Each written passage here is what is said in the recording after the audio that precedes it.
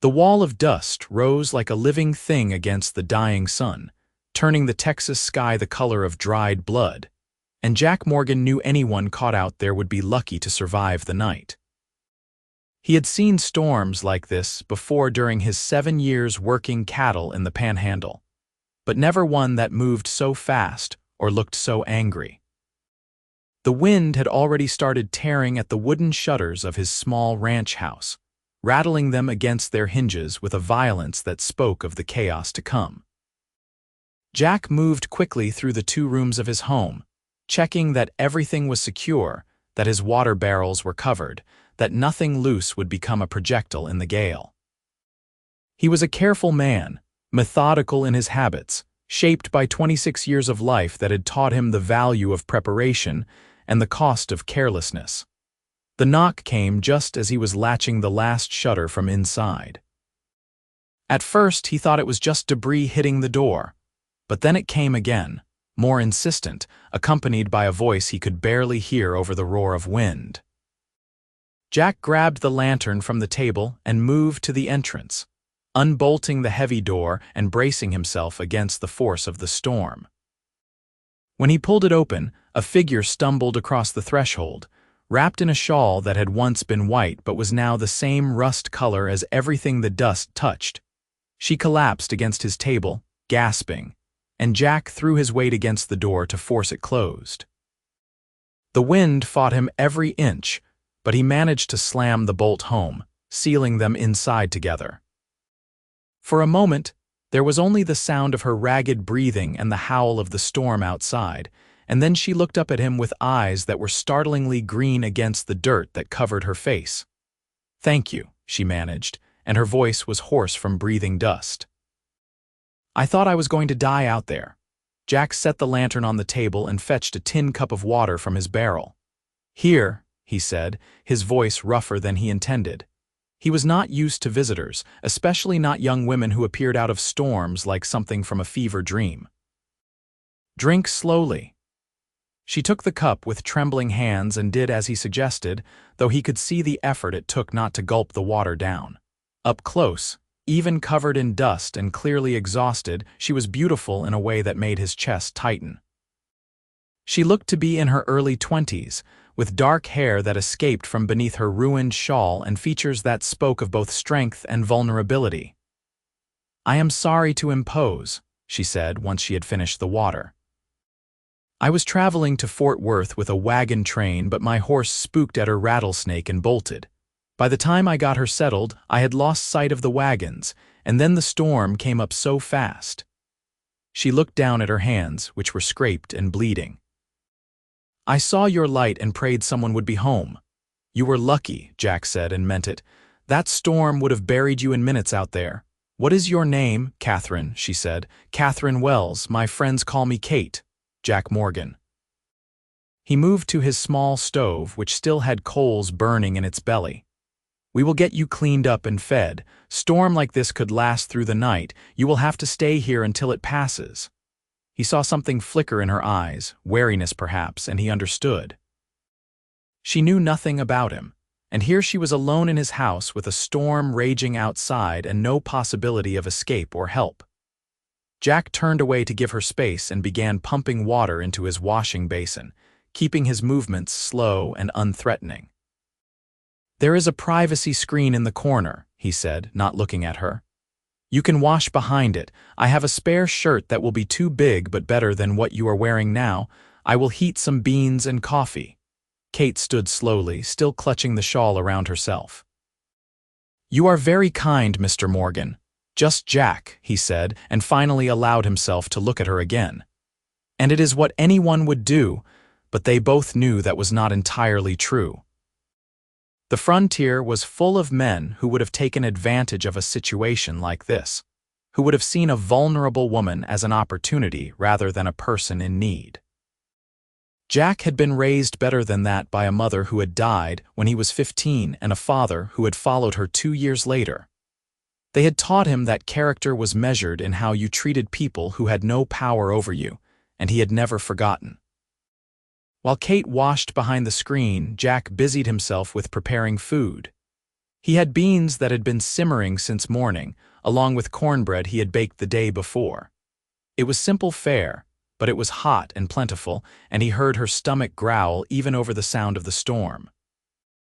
He pulled out his spare work shirt, the one he kept for Sundays, and hung it over the screen for her. When she emerged, she looked transformed. The dust was gone, revealing skin that was pale except where the sun had kissed her cheeks and nose. Her dark hair hung in damp waves past her shoulders, and his shirt engulfed her, the sleeves rolled up multiple times and the hem falling past her knees. She looked younger without the grime of travel, but also somehow more real, more present. "It fits perfectly," she said with a small smile that made Jack feel like he had been kicked by a horse. They sat at his small table to eat, and Jack tried not to notice how the lamplight played across her features, or how her green eyes seemed to catch and hold the flame.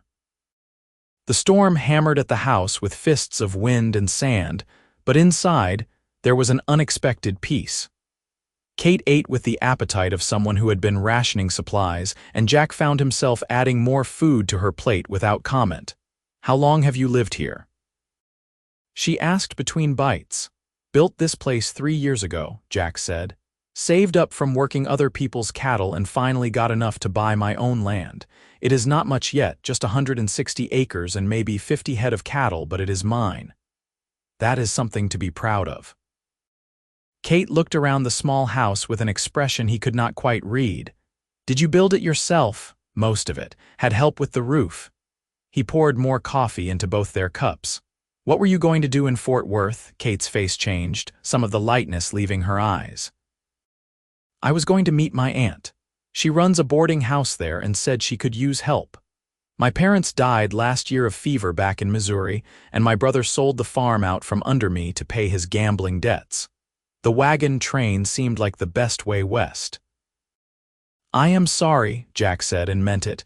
"About your parents. Thank you." She wrapped her hands around the coffee cup as if drawing warmth from it. "They were good people. They deserved better than dying before they could see 50. They talked through the evening as the storm raged, and Jack found himself opening up in ways he rarely did.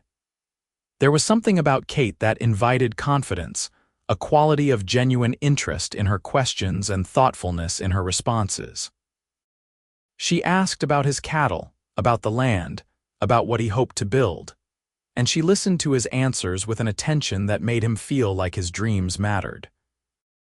In turn, she told him about growing up in Missouri, about helping her mother in the garden and learning to sew and cook, about the books she loved to read and the places she had dreamed of seeing.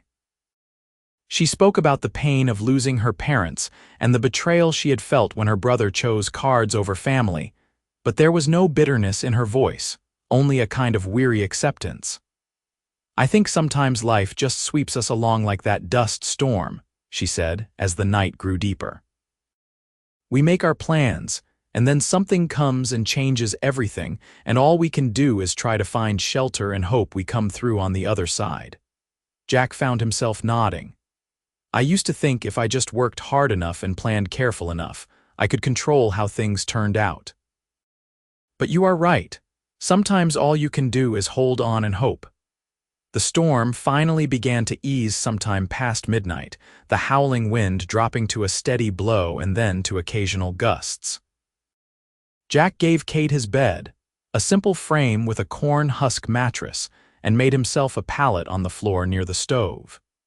He lay awake long after he heard her breathing even out in sleep, staring at the ceiling and trying to understand the strange feeling that had settled in his chest. He had been alone for so long, focused entirely on building his ranch and proving to himself that he could make something lasting out of this hard land. He had told himself that companionship would come later, that once he was established, he could think about finding a wife and starting a family. But lying there in the dark with Kate sleeping just a few feet away, he realized how much he had been missing, how empty his house had felt before she stumbled through his door. Morning came with the pale light that always followed dust storms, a sun that seemed uncertain behind a sky still hazed with settling particles. Jack rose quietly and started coffee, then stepped outside to assess the damage. Sand had drifted against the north side of his house nearly to the windows, and his small corral fence had been torn apart, the posts still standing but the rails scattered across his yard.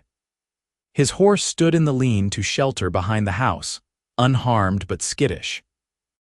He was shoveling sand away from his door when Kate emerged, still wearing his shirt with her now-cleaned dress draped over one arm. "Let me help," she said. "You do not have to do that. You are a guest. A guest who imposed on your hospitality and ate your food and took your bed." She found his spare shovel leaning against the house and set to work beside him. "Besides, I am stronger than I look." They worked together through the morning, clearing sand, repairing the corral fence, and checking on his cattle. Jack found 2 calves that had gotten separated from their mothers in the storm, and Kate helped him reunite them with the herd.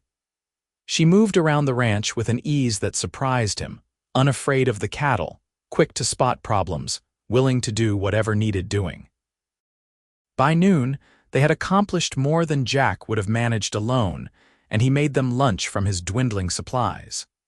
They ate on the porch he had built facing south, looking out over land that rolled away in gentle waves toward distant hills. "I should try to find the wagon train," Kate said quietly, but there was no conviction in her voice. "They will be long gone," Jack said, which they both knew was true. "Even if we could track them, they had too much of a head start and you lost your horse." "Yes." She was quiet for a long moment. "I suppose I could go to Fort Worth on my own, but I do not have money for a stagecoach ticket, and it is too far to walk." Jack felt his heart hammering. He had been thinking about this all morning, turning it over in his mind, examining it from every angle. It was crazy, impulsive, exactly the kind of decision he never made, but it also felt more right than anything he had done in years. "You could stay here," he said, the words coming out rougher than he intended. "I mean, not as a guest. I could use help around the ranch and you need a place to be." "It would be a working arrangement." Kate turned to look at him, her green eyes searching his face. "Why would you offer that? You do not even know me." "I know enough," Jack said. "I know you are not afraid of hard work. I know you are strong and practical. I know you could have any number of opportunities in a city like Fort Worth, but you are willing to consider staying in the middle of nowhere with a stranger who has more dreams than sense." He met her gaze steadily. "And I know that having you here feels right in a way I cannot quite explain." "I would earn my keep," Kate said slowly. "I can cook and clean and help with the animals. I would not be a burden. I am not worried about that. And if it does not work out, if we find we cannot stand each other after a week, then I will take you to Fort Worth myself and make sure you get to your aunt safely." Jack held out his hand. "Do we have an agreement?" Kate looked at his hand for a long moment, and he could see her weighing the decision, considering all the risks and possibilities. Then she smiled, and it was like the sun breaking through the dust haze, and she placed her hand in his.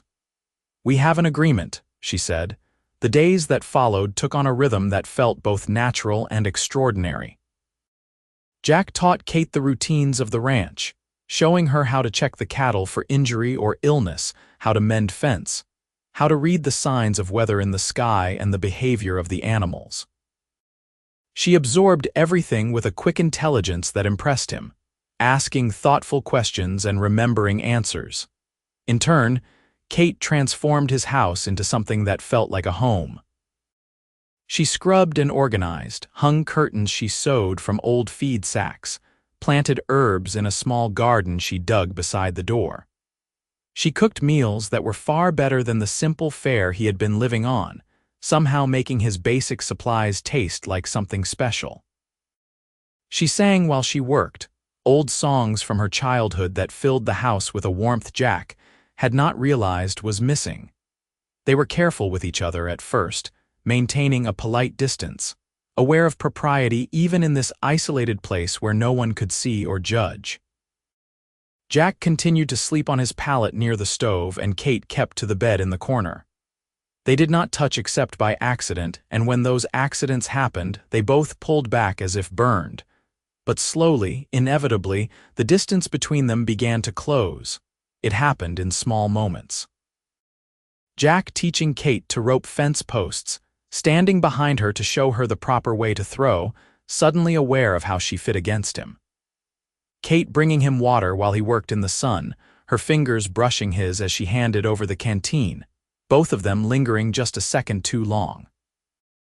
Evenings spent reading aloud from his small collection of books, their voices weaving together in the lamplight, creating something that felt intimate and precious. 3 weeks after Kate arrived, Jack rode to the nearest town, a small settlement called Cedar Creek about 15 miles north. He needed supplies, but more than that, he needed to think. Being around Kate was becoming increasingly difficult in ways that had nothing to do with the work or the arrangement they had made. He found himself watching her constantly, noticing the way she pushed her hair back when she was concentrating, the sound of her laugh, the grace of her movements. He lay awake at night listening to her breathe and imagining what it would be like to hold her, to tell her everything he was feeling.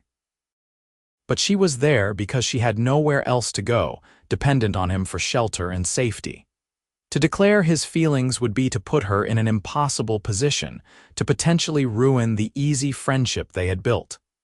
Jack could not do that to her, no matter how much he wanted to. In Cedar Creek, he bought flour and sugar, coffee and beans, fabric he thought Kate might like for sewing. The general store owner, a weathered man named Hawkins, gave him a knowing look as he tallied the purchases. "Heard you got yourself a woman out there, Morgan," Hawkins said. Jack stiffened. "She is helping with the ranch." "Sure she is." Hawkins grinned. "None of my business either way, but you might want to make things official before folks start talking too much. This is not the city where people look the other way." Jack paid for his supplies without responding, but Hawkins's words gnawed at him on the ride home. He had been so focused on his own feelings and on not pressuring Kate that he had not considered how their arrangement might look to others. An unmarried man and woman living together, even on an isolated ranch, would be fodder for gossip and judgment. That could cause problems for Kate, could damage her reputation in ways that would follow her even if she eventually left for Fort Worth. He arrived back at the ranch to find Kate in the yard, waving frantically. His heart seized, thinking something was wrong, but as he got closer, he saw she was smiling. "One of the cows had her calf while you were gone," she said, practically glowing with excitement. "A beautiful little heifer, all black with a white face. I watched the whole thing, made sure everything went right. Jack, it was amazing." He could not help but smile at her enthusiasm. "Show me." They walked out to where the cow stood with her newborn, and Kate described everything she had observed, her words tumbling over each other in her eagerness. Jack listened and watched the calf nurse and felt something shift in his chest. This was what he had wanted when he bought this land, but he had imagined it happening alone or with some theoretical wife who would appear in his future. The reality of sharing it with Kate, of seeing her joy in these small ranching miracles, was infinitely better than anything he had imagined. "Kate," he said, and she turned to him with those green eyes bright with happiness. "We need to talk." Her expression shifted, some of the joy fading. "That sounds ominous, not ominous, just important." Jack removed his hat, turning it in his hands. "I went to town today, and Hawkins at the general store said something that made me think. People are going to talk about us living out here together. I had not considered that, had not thought about how it might affect you." Kate's face became carefully neutral. "What are you saying?" "That I need to leave?" "No," the word came out forcefully.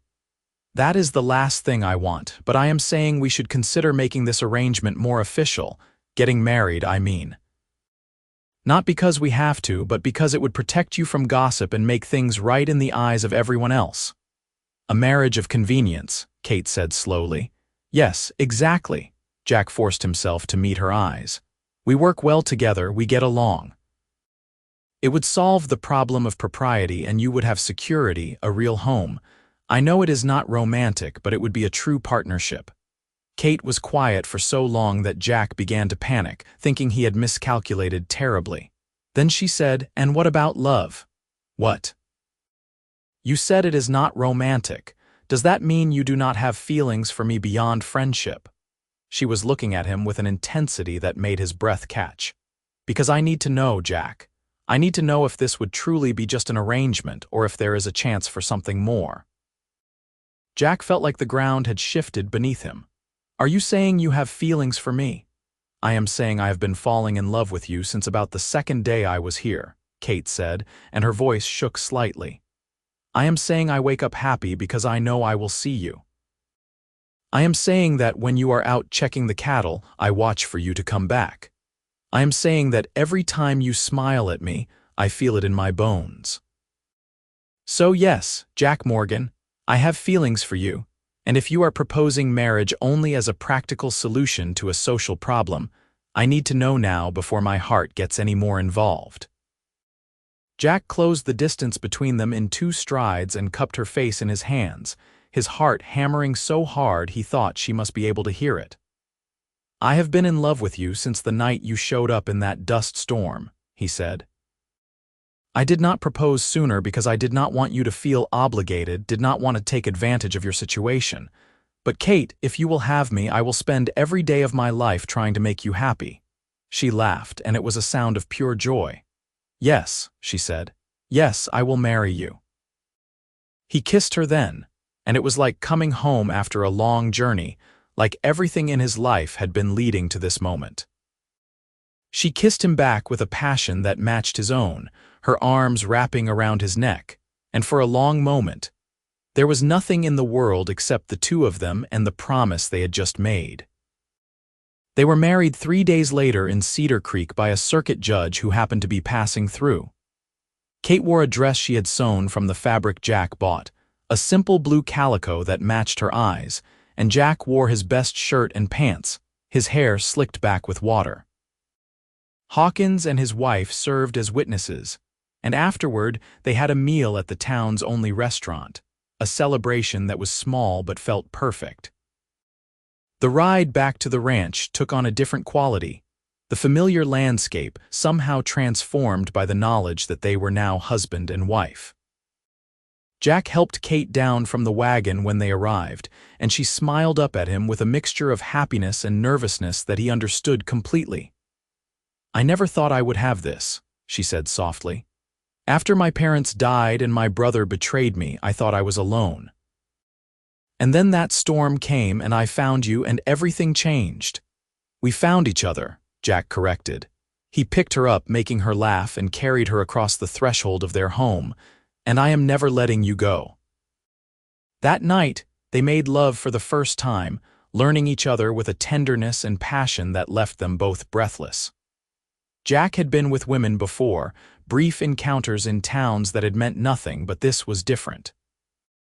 This was Kate, his wife, the woman he loved, and every touch felt sacred. She was inexperienced but unafraid, meeting him with an openness that humbled him. Afterward, they lay tangled together in the bed that was now theirs, and Jack stroked her hair and thought about how drastically his life had changed. A month ago, he had been alone, focused on building a ranch that felt more like an obligation than a dream. Now he had Kate, and suddenly, everything he was working toward had meaning beyond survival or success. He was building a future for both of them, a life they would share. "What are you thinking?" Kate asked, tracing patterns on his chest with her finger.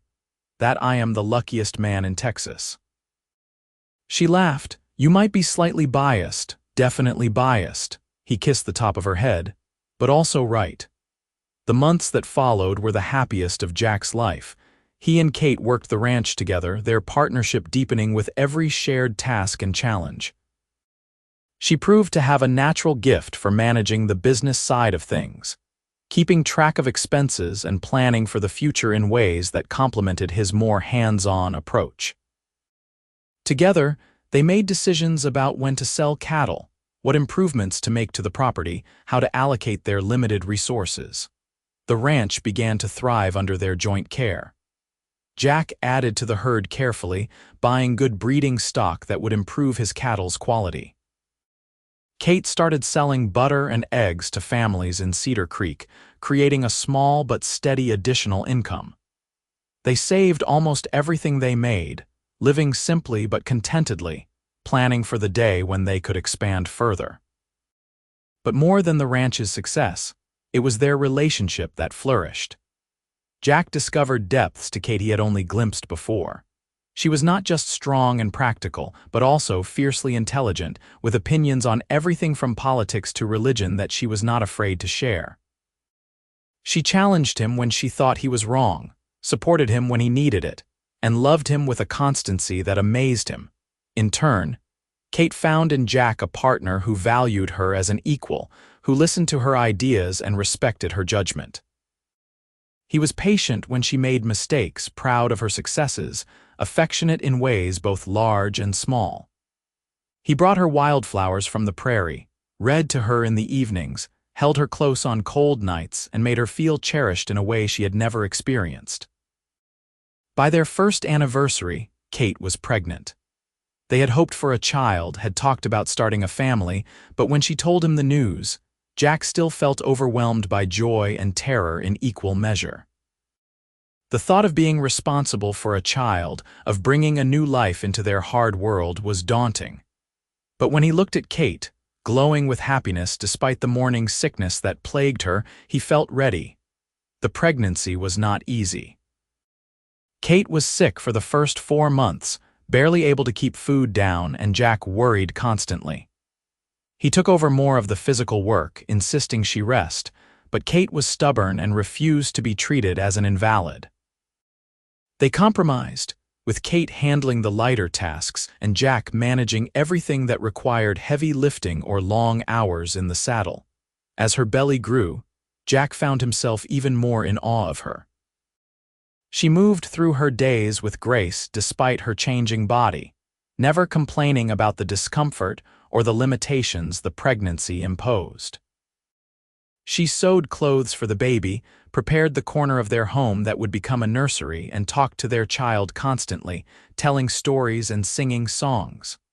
"I want them to know my voice," she explained when Jack teased her about it. "I want them to feel loved even before they are born." Their son arrived on a cold February night in 1887, nearly 2 years after Kate had knocked on Jack's door during that dust storm. The labor was long and difficult, attended by a midwife from Cedar Creek who stayed with them through the entire ordeal. Jack held Kate's hand and tried to be strong for her, but watching her pain and being unable to stop it was the hardest thing he had ever done. When the baby finally came, red-faced and screaming, and the midwife pronounced both mother and child healthy, Jack felt tears streaming down his face. He held his son for the first time, marveling at the tiny fingers and perfect features, and felt his heart expand in ways he had not known were possible. "What should we name him?" Kate asked, exhausted but smiling. Jack looked at his wife, at this woman who had brought so much love and life into his world, and said, "Thomas, after your father." Kate's eyes filled with tears. "Are you sure?" "I am sure. He should carry the name of a good man, and from everything you have told me, your father was that." They called him Tommy, and he transformed their lives completely. The ranch work continued, but it was punctuated now by feedings and diaper changes, and the simple miracle of watching their child grow. Tommy was a happy baby, quick to smile, and both Jack and Kate were thoroughly besotted with him. Jack found he did not mind the sleepless nights or the constant demands of fatherhood. Holding Tommy while Kate prepared dinner, teaching him to grasp objects, walking the floor with him when he fussed, it all felt like the most important work he had ever done. This was what he had been building toward, though he had not fully understood it until now. Not just a successful ranch, but a family, a legacy, a future that extended beyond himself. Kate bloomed as a mother, patient and loving, but also practical about the realities of raising a child on a working ranch. Tommy learned early to be adaptable, sleeping in a basket while Kate worked in the garden, accompanying them on trips to check the cattle, becoming part of the rhythm of their days rather than disrupting it. As Tommy grew, the ranch continued to prosper. Jack made smart decisions about breeding and expansion, and Kate's careful management of their finances meant they were able to weather bad years without catastrophic losses. They hired occasional help during busy seasons, but mostly they managed on their own, their partnership as strong in business as it was in their marriage. When Tommy was 3, Kate became pregnant again. This time, the pregnancy was easier, and she sailed through it with the confidence of experience. Their daughter arrived on a warm summer evening, an easy birth that left Kate tired but triumphant. They named her Sarah after Jack's mother, and she proved to be as different from her brother as possible. Where Tommy had been placid, Sarah was demanding. Where Tommy had been content to observe, Sarah wanted to be in the middle of everything. Jack loved her fiercely from the first moment, this tiny, fierce girl who would accept nothing less than his complete attention. He found himself wrapped around her little finger almost immediately, carrying her everywhere, telling her stories, showing her the ranch with the same patience he had once shown her mother. "You are spoiling her," Kate said with amusement one evening, watching Jack rock Sarah to sleep for the 3rd time that night. "She is my daughter," Jack said. "I am supposed to spoil her." "And what about your son? I spoil him too, just differently." Kate laughed and kissed him. "You are a good father, Jack Morgan." "I had good examples," he said, thinking of his own parents and the love they had shown him, "and I have you." The years continued to pass, marked by the changing seasons and the growth of their children. Tommy grew into a thoughtful boy who loved the cattle and the land as much as his father did. He was often found following Jack around the ranch, asking questions about everything, absorbing knowledge with the same quick intelligence his mother possessed. Sarah was more interested in the business side of things, helping Kate with the books and planning, showing an early aptitude for numbers that amazed them both. When Tommy was 8 and Sarah was 5, Jack sat down with Kate one evening and showed her the figures he had been working on. "We have enough saved to expand," he said. "We could buy the adjoining property that Henderson wants to sell, double our acreage, and really build this into something substantial." Kate studied the numbers, her brow furrowed in concentration. "It would be tight for a few years," she said. "We would have to be very careful. We have always been careful," she smiled at him. "That is true, and it would be good for the children to have more land, more opportunities." She reached across the table and took his hand. "Let us do it." They bought the land and spent the next 5 years building it into one of the most successful ranches in the region. It was hard work, requiring long hours and careful management, but they faced it together as they had faced everything else. The children helped as they grew older, learning the value of hard work and the satisfaction of seeing their efforts bear fruit. Tommy proved to be a natural rancher, with an eye for cattle and an instinct for the land that reminded Jack of himself. Sarah's talent for organization and planning became increasingly valuable as the ranch expanded, and she began taking over more of the business management from Kate, who was happy to focus on other things. By the time Tommy turned 18 in 1905, the ranch had grown to encompass over 500 acres and a substantial herd. Jack was 44, his hair starting to gray at the temples, his body bearing the marks of years of hard work. Kate was 42, still beautiful, her green eyes as bright as the day she had stumbled through his door during that dust storm all those years ago. They sat together on the porch one evening, watching the sunset paint the sky in shades of orange and purple, and Jack took Kate's hand. "Do you ever regret it?" he asked. "Missing out on Fort Worth, on city life, on everything you might have had if that storm had not blown you to my door?" Kate turned to look at him, and her smile was full of love and certainty. "Never," she said. "Not once, not for a single moment. This life, this ranch, you and our children, it is everything I never knew I wanted. That storm was not a disaster, Jack. It was a gift." "I fell in love with you that first night," Jack said, voicing something he had never quite put into words before. "Watching you at my table, seeing your strength and your vulnerability, I knew even then that you were special. I just did not dare hope you might feel the same." "I fell in love with you when you gave me that cup of water," Kate said. When you treated me with kindness and respect, even though you had every reason to be suspicious or afraid. You saw me as a person, not as an opportunity or a problem, and that meant everything. They sat in comfortable silence for a while, hands intertwined, watching the stars begin to appear in the darkening sky. Then Kate said, "Tommy has been asking about starting his own operation on the north section." "I know, he talked to me about it last week. What do you think?" Jack considered. "I think he is ready. He knows the land, knows cattle, knows how to work, and it would be good for him to build something of his own the way I did." "We could help him get started," Kate said. "Give him some breeding stock, help with the house raising." "That is what I was thinking." Jack squeezed her hand. "And maybe in a few years Sarah will want to do the same, build her own place, start her own family." "Our legacy," Kate said softly. "Our love story," Jack corrected. "The ranch is just the setting.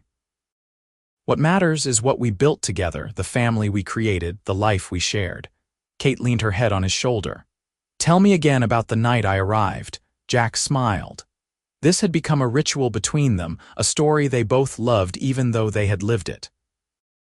"There was a dust storm," he began, his voice falling into the familiar rhythm of the tale. "The worst I had ever seen. I thought nothing could survive it. And then there was a knock at my door, and I opened it, and there you were, covered in dust, half dead from exhaustion, the most beautiful thing I had ever seen. I pulled you inside, and in that moment, I knew my life had just changed forever.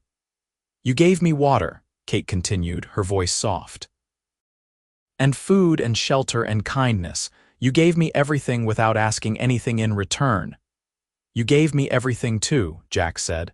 "A home, a family, a reason to build something lasting. Before you, I was just existing, going through the motions. After you, I was living." They sat together as the night deepened around them. Two people who had found each other by chance and built a love that had lasted through decades of hardship and joy. Inside the house, they could hear Tommy and Sarah talking, their voices blending with the sounds of the ranch settling into evening quiet. "Do you remember what you said that first morning?" Kate asked. "When you offered me work." "I said having you there felt right in a way I could not explain." "It still does," Kate said. "After all these years, after everything we have been through, it still feels right, like we were always meant to find each other." "Maybe we were," Jack said. "Maybe that storm knew exactly what it was doing, blowing you to my door," Kate laughed. "A romantic notion from a practical rancher." "You have made me romantic," Jack said, turning to kiss her. "Among other things." They stayed on the porch long into the night, talking and remembering, celebrating the life they had built together. Around them, the ranch stretched out in all directions, a testament to their hard work and partnership. But more important than any material success was the love they shared, the family they had created, the joy they had found in each other. The years continued to pass, bringing new challenges and new blessings. Tommy did start his own operation on the north section, and Jack and Kate helped him build a house and get established. He married a girl from Cedar Creek named Elizabeth, and they began their own family, making Jack and Kate grandparents. Sarah took over management of the main ranch, her organizational skills and business acumen taking the operation to new heights of success. She married later to a teacher from town who shared her love of learning and planning for the future. Jack and Kate grew older together, their hair turning silver, their bodies slowing down, but their love never diminishing. They spent more time on the porch in their later years, watching their grandchildren play in the yard where their own children had once run. They told stories about the old days, about dust storms and new beginnings, about taking chances on strangers and finding love in unexpected places. On a warm spring evening in 1920, Jack and Kate sat together on that same porch, now weathered by decades of use but still solid. Jack was 59, Kate 57, and they had been married for 33 years. The ranch had prospered beyond anything Jack had imagined that first year when he built his small house and ran his small herd. But none of that mattered as much as the woman sitting beside him, her hand still fitting perfectly in his. "I love you," Jack said, as he had said 1,000 times before and would say 1,000 times more. "I love you too," Kate replied, her green eyes still bright, her smile still capable of making his heart race. "Thank you for opening your door that night." "Thank you for knocking," Jack said. They sat together as the sun set over their land, over the life they had built, over the family they had created. The dust storm that had brought them together was long past, but its gift remained, stronger and more precious with every passing year. Kate had arrived at Jack's door during that storm. He had let her in, and true to the promise of that first night, she had never had to leave again. Their love had weathered every storm that followed, growing deeper and richer with time, proof that sometimes the greatest journeys begin with a single knock on a stranger's door and the courage to answer. Tommy and his family lived in the north section now, running their own successful operation with 3 children who were already showing signs of following in the ranching tradition. Sarah and her husband had built a house in town but visited often, bringing their 2 children to spend summers on the ranch, learning the same lessons Tommy and Sarah had learned years before.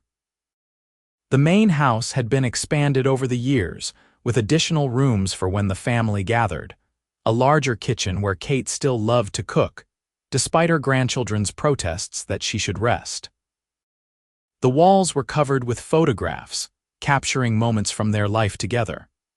Their wedding day, Tommy as a baby, Sarah's first birthday, the day they bought the Henderson property, countless holidays and celebrations and ordinary moments that had become extraordinary in retrospect.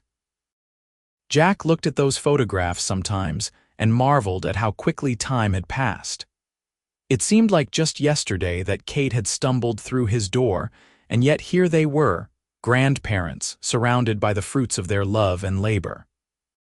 Every gray hair, every wrinkle, every ache in his bones was a testament to a life well lived, to years spent building something meaningful with the woman he loved. Kate had changed too, but to Jack, she was as beautiful as ever. The girl who had arrived in a dust storm had become a woman of strength and wisdom, someone whose opinion was sought by everyone in their family and community, whose kindness and generosity had touched countless lives. She had never made it to Fort Worth, had never lived the city life she might have imagined, but she had built something far more valuable here on this ranch with Jack. They celebrated their 35th wedding anniversary in 1922 with a party that brought together family and friends from across the region. The house was full of laughter and music, children running through the rooms, grandchildren showing off new skills to proud grandparents.